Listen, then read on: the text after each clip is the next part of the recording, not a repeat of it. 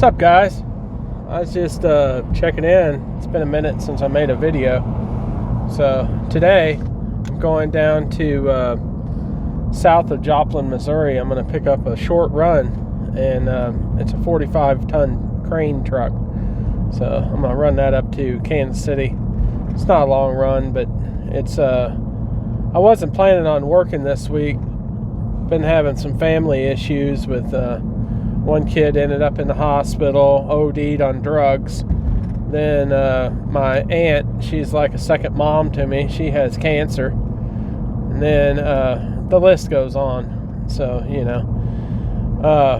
so today I'm doing this run to try to get my mind off of everything. I mean, usually when I'm working, it kind of helps me get my mind off of stuff, and I use it as a distraction. Used to do that years ago, and I'd work my butt off to distract me, because I had a kid that had leukemia, and then it's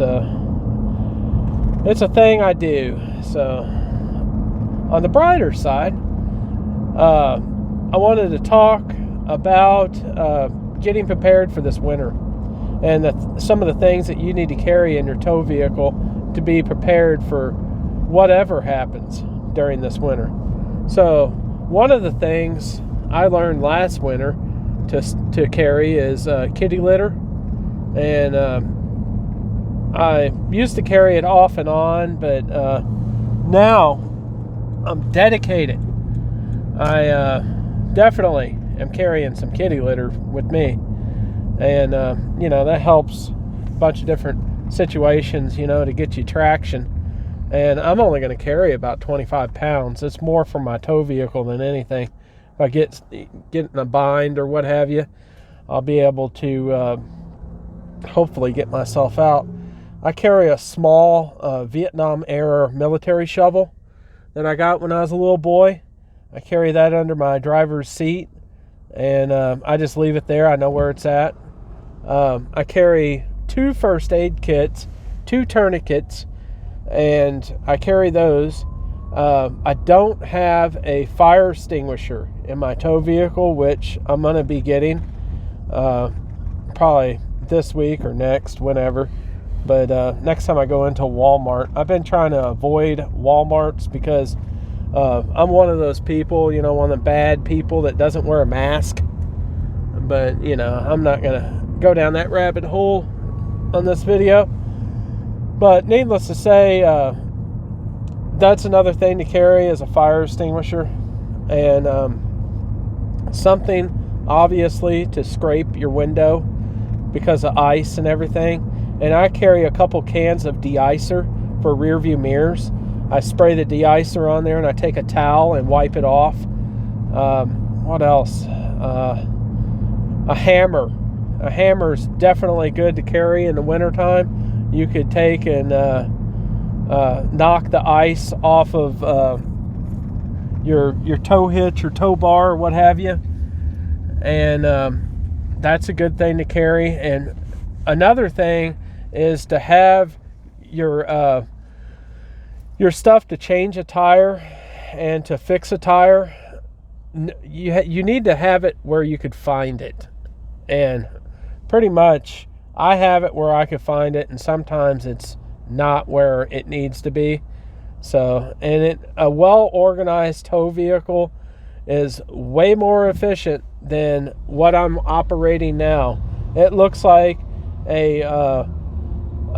someone's messy garage exploded on the inside of my vehicle. That's what it looks like. I got stuff thrown everywhere. I mean, it's a damn mess.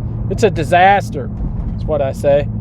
So that's a thing. And tire pressure on your tow vehicle, you want to monitor that, because we go from different elevations and different climates. I mean, one day we might be in the desert, next day we're in Montana in a blizzard. I mean, you want to keep an eye on your tires. And then tire rotation is important too. I get lazy in the wintertime about rotating my tires because it's cold out. And another thing I carry is another belt, lot of vehicles, they just have a serpentine belt, one belt for everything that runs everything, water pump, alternator, everything. So I carry another belt all the time, and definitely in the winter. And also you want to have a good car battery. So I how would I say it? I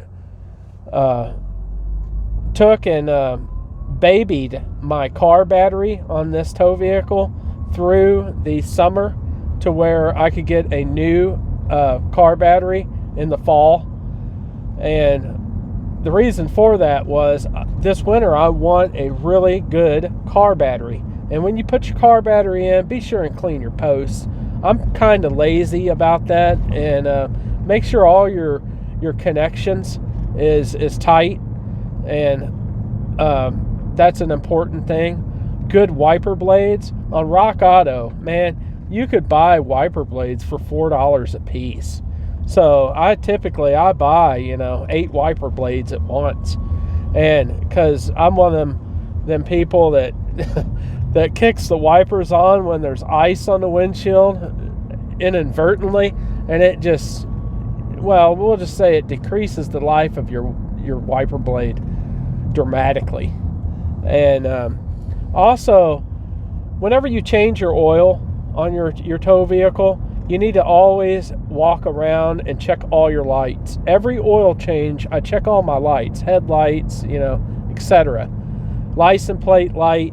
That just saves me from getting pulled over, because I get pulled over, I get a big fat ticket, that's less money I made, and that sucks. So what else? Oh, your safety chains. Let me tell you a stupid thing I did the other day. I took my safety chain, it's a big old fat gnarly chain.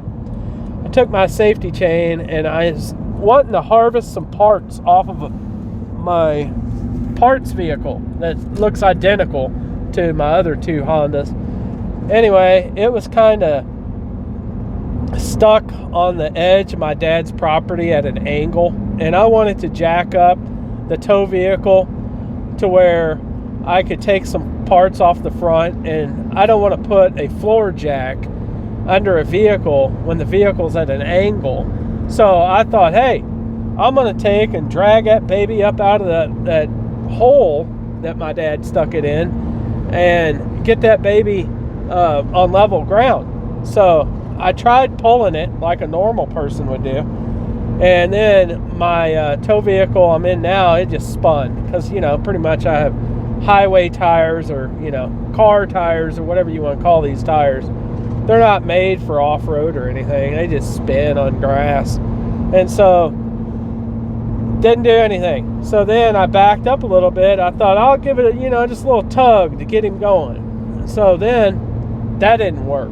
Okay, so then I told my dad to get back, and my dad, after about 45 years of me telling him to get back, he's like running the opposite direction, because he knows some ugly stuff is about ready to happen. So I took my tow chain, and I had that thing hooked on there. I backed all the way up to, it's probably a 15-20 foot tow chain, backed all the way up to the back of this vehicle, and I just floored it. And when I did, the chain broke, and that's my tow chain I rely on out on the road, and that thing broke, and it whipped through the air, and it decapitated my rear view mirror. Just took that baby right off the side of the vehicle, put a big dent in my door pillar near the driver's door, and then slammed the side of my vehicle violently, and then it broke out the tail light on my tow vehicle. And my dad's like, bet you won't do that again. That's his way of rubbing it in.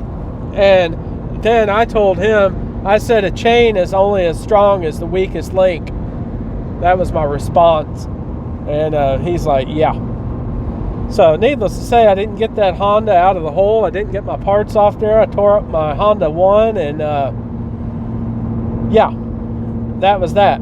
But I bought me a new hook for my chain, and I'm going to keep using it until it gets too short to use anymore.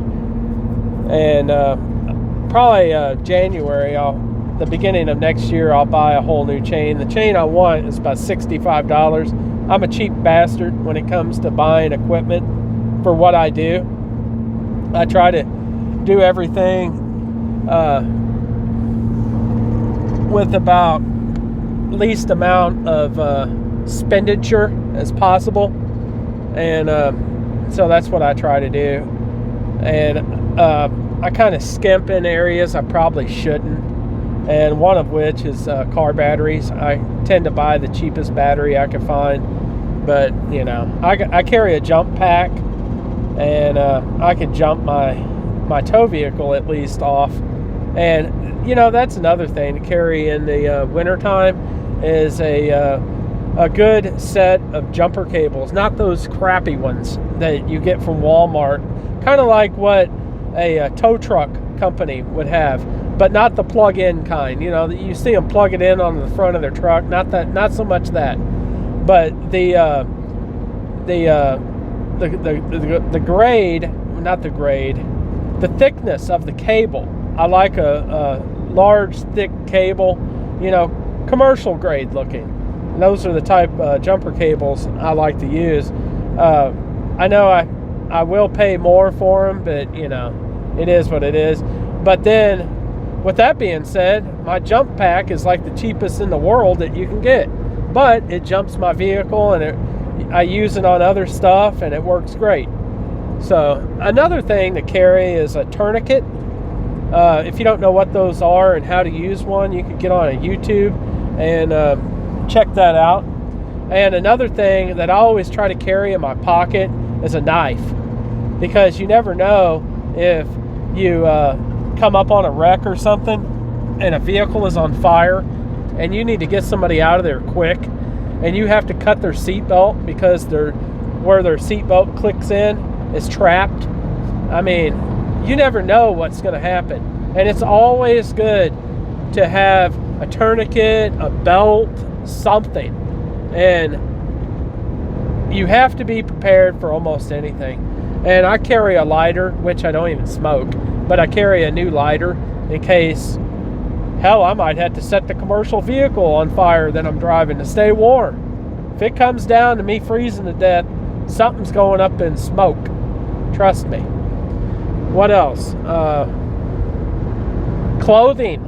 Clothing is a very crucial thing. It's always better to take too much clothes than not enough. You don't want shorts when you're up in Montana in an ice storm. Not a good idea.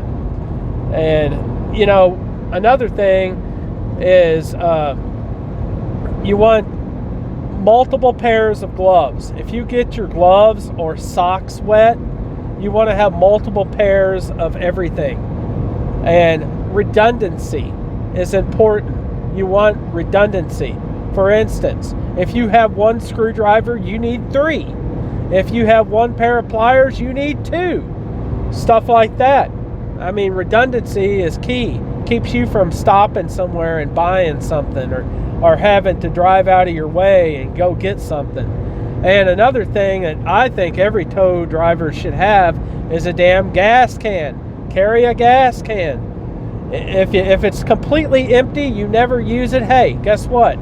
You got it.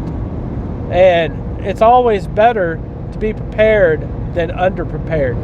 So I just didn't want to make a long, old, drawn out, rambling on video.